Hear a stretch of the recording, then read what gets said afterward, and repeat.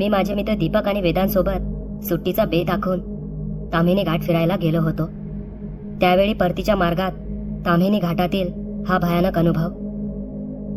Generally आम्ही कुठेही फिरायला जायचं म्हटलं तर बाईकनेच जात असू, पण यावेळी मात्र आम्ही कारने गेलो होतो. कारण घाट म्हटला तर धोका आलाच आणि बऱ्याच चांगल्या वाईट गोष्टी या घाटाबद्दल आम्ही ऐकल्या होत्या. पुण्याहून अगदी 50 किलोमीटर तरी हा घाट असेल. त्यामुळे 4 व्हीलरने जायचे ठरले आणि आम्ही पोहोचलो सुद्धा. दिवसभर आम्ही घाटातील सौंदर्य निहाळत बसलो होतो. दिवस पावसाळ्याचे असल्याने हा रस्ता पूर्ण धुक्याने भरला होता. जणू आकाशच खाली अवतरल्यासारखे वाटत होते. दोन्ही बाजूने उंच हिरवे डोंगर आणि मधात नागमोडी वळण घेत असलेले डांबरी रस्ते. आम्ही सगळे विलोभनीय दृश्य आमच्या कॅमेरामध्ये कैद करत होतो. आमचा पूर्ण दिवस मुळशी धरण, पळसे धबधबा यावरच गेला. कारण एका दिवसात या घाटातील हे विलोभनीय दृश्य पाहणे शक्यच नाही. आता दिवस मावळायला लागला होता. संध्याकाळ होत आली होती.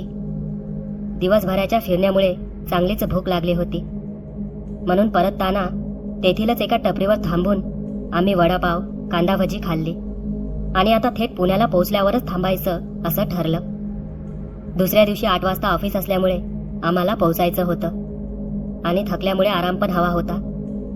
आम्हाला निघताना रात्रीचे 7 वाजले होते. पाऊस थोडा थोडा चालूच होता. आम्ही गाडीमध्ये मंद अशी गाणी लावली होती. घाट रात्रीला तसा शांत वाटत होता. दिवसभरातील ते सौंदर्य अंधारात कुठेतरी लपून गेल्यासारखे वाटत होते आणि आता त्याची जागा अंधाराने घेतली होती. तो घाट आता फारच भयानक वाटत होता. एकट्याने हा घाट रात्रीला पार करणे म्हणजे मृत्यूला आव्हानच देणे आहे. चुकीनेही काही अपघात झाला तर सगळे संपलेच. मी कार चालवत होतो. दीपक आणि वेदांच्या गोष्टी चालू होत्या. पाण्याची रिपरिप चालूच होती. अधूनमधून एखादे वाहन जोराने जवळून निघून जात असे. रस्ता पूर्ण ओलसर होता. गाडीच्या लाईटमुळे काहीच समोरचा रस्ता फक्त दिसत होता. बराच वेळ झाला होता. आमचा प्रवास चालूच होता. तो घाट आता खरंच भयानक वाटत होता. ज्याने कोणी ताम्हिणी घाटाचा प्रवास केला असेल तोही अशा रात्रीला, त्यालाच माहिती की रात्रीला हा घाट इतका भीतीदायक का वाटतो.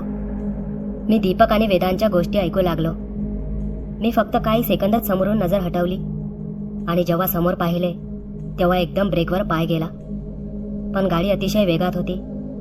समोर जे कोणी उभे होते त्याला धाडकन गाडी धडकली होती. एका नजरेत तरी मला ती कोणीतरी व्यक्तीच वाटले होते. तो व्यक्ती गाडीच्या धडकेने इतक्या जोरात फेकला गेला होता की मी भीतीने पाणी पाणी झालो होतो. छाती तर धडधड उडत होती. मी गाडी कशी तरी थांबवली. अरे कोणाला उडवले? दीपक जोराने ओरडला. बहुधा त्या दोघांना सुद्धा आवाज गेला होता. अरे पण यार, अचानक समोर आले कोणीतरी. इतकं अचानक की विचारू नको, मी दीपकला म्हणालो. आम्ही तिघेही घाबरलो होतो. तिथे थांबावेसे सुद्धा वाटत नव्हते, पण आम्ही थांबलो. आम्ही गाडीतून उतरलो आणि आजूबाजूने पाहू लागलो. पाऊस आता थोडाफार वाढला होता, पण बरेच दूर पाहिल्यावरही कोणीच आम्हाला दिसले नाही. आजूबाजूने फक्त अंधारलेले ते उंच डोंगर आणि काळाकुट्ट अंधार दिसत होता. आम्हाला वाटलं की ज्याला आम्ही धडक दिली ते दरीत कोसळले असणार, कारण रस्त्यावर तरी आम्हाला कोणीच दिसले नाही. खूपच भीती सुद्धा वाटत होती की काहीतरी आपल्या हातून चूक झाली आहे. पण आजूबाजूने कुठलाही मानवी अंश दिसत नव्हता आणि तेही अशा भयान काळोखात दिसण्याची कशी शक्यता आहे? किंवा त्याची गाडी काहीतरी पुरावे मागे सुटलेच असते, पण असे कुठलेही आम्हाला दिसत नव्हते. बराच वेळ शोधाशोध केल्यावरही आम्हाला काहीच भेटले नाही. तुला काही भात झाला असेल रे. एखादा दगड वगैरे आला असेल चाकात आणि त्याचाच आवाज झाला असेल, वेदांत म्हणाला. पण माझा पूर्ण विश्वास होता की जे काही गाडीला धडकले होते ते नक्कीच व्यक्ती होते. भास असायला मी तेव्हा झोपेत सुद्धा नव्हतो. पण बऱ्याच विचित्र गोष्टी मी या घाटाबद्दल ऐकून होतो आणि त्यात इतक्या अंधारात अशा ठिकाणी आम्ही थांबणे मला बरोबर वाटत नव्हते. मी आता गाडी दीपकला चालवायला दिली, कारण तो प्रसंग डोक्यातून जातच नव्हता. ते इतक्या लवकर झाले होते की तो व्यक्ती कोण आहे हे कळलेच नाही. फक्त धुसर पांढरे असेच काही दिसले होते. मी समोरच्या सीटवर बसलो होतो आणि वेदांत मागच्या सीटवर. काही वेळ झाल्यावर थोडा तरी मी भानावर आलो होतो. आम्ही तिघेही एकमेकांशी न बोलता फक्त त्या घाटातून जात होतो. रस्ता भयान वाटत होता. गाडीतही अंधारच होता. फक्त एखादी गाडी जवळून गेली की थोडेफारच आमचे चेहरे झळकत होते. मी सहज गाडीतील मिररमध्ये बघितले आणि जवळपास किंचाळलो. वेदांच्या बाजूने सीटवर कोणीतरी बसले होते. तो एक व्यक्तीच होता. माझ्या ओरडण्याने तो व्यक्ती आता माझ्याकडे बघत होता. त्याच्या चेहऱ्यावरील हावभाव माझ्या अंगावर काटा आणत होते. पण आता त्या भयानक चेहऱ्याकडे पाहत असताना माझी वाचाच बसली. माझ्या आवाजाने वेदांत आणि गाडी चालवणारा दीपक थोडा दचकला. अरे काय झाले म्हणत दीपकने गाडी थांबवली. ते दोघेही माझ्याकडे भीतीने पाहत होते. मी आवंढा गिळतच म्हणालो, अरे वेदांत, तुझ्या बाजूने कोणीतरी व्यक्ती बसला आहे. वेदांतने घाबरूनच त्याच्या बाजूने पाहिले. तिथे त्याला कोणीच दिसले नाही. मी परत एकदा मिररमध्ये पाहिले. आता मात्र मागच्या सीटवर कोणीच नव्हते. मी आतून खूपच घाबरलो होतो. अरे खरंच यार, मी एका व्यक्तीला तुझ्या बाजूने बसलेले पाहिले आणि मला वाटते की हाच व्यक्ती मगाशी गाडी समोर आला होता. मी गाडीतून उतरलो आणि मागच्या सीटवर जाऊन बघितले, पण कोणीच नव्हते. मी गाडीतील लाईट लावण्यास सांगितले. आता आम्ही तिघेही खूप घाबरलो होतो. हा प्रसंग जरी माझ्यासोबत घडत असला तरी माझ्या बोलण्याने मात्र ते दोघेही खूप घाबरले होते. दीपकने गाडी चालू केली आणि भरधाव वेगात आम्ही तेथून निघालो. आता अधूनमधून येणारी वाहनेही जवळपास बंदच झाली होती. त्यामुळे आम्ही त्या घाटात फक्त एकटेच आहोत अशी भावना येत होती. 5-10 मिनिटे तरी झाली असतील. सगळं शांत वाटत होतं. पाऊस आता जोराने आदळत होता. त्यामुळे रस्ता पार करणे आणखीनच कठीण जात होते. पण अचानक परत एक वेळ गाडी थांबली.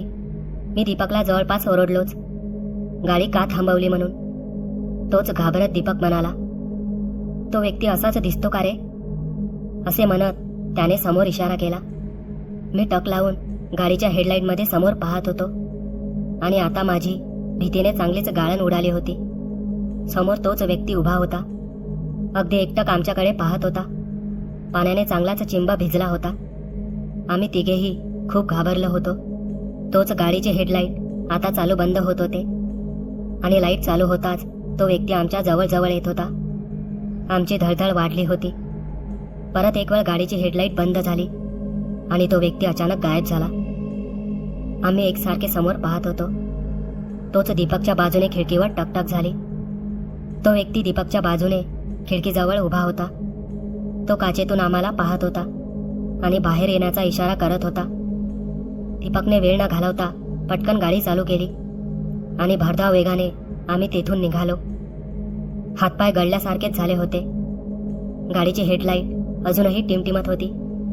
माझा तर मनातल्या मनात हनुमान चालिसाच चालू झाला होता.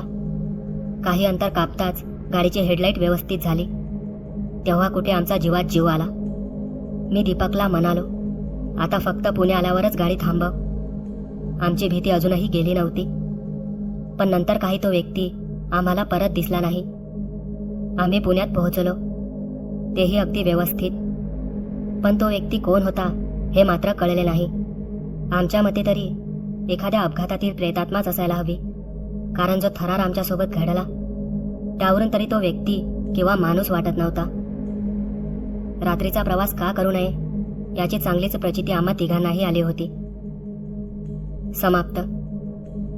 मित्रांनो, हा अनुभव तुम्हाला कसा वाटला कमेंटमध्ये सांगायला विसरू नका.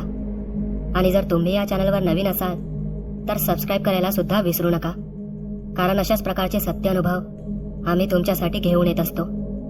भेटूया लवकरच अशाच एका अनुभवासोबत.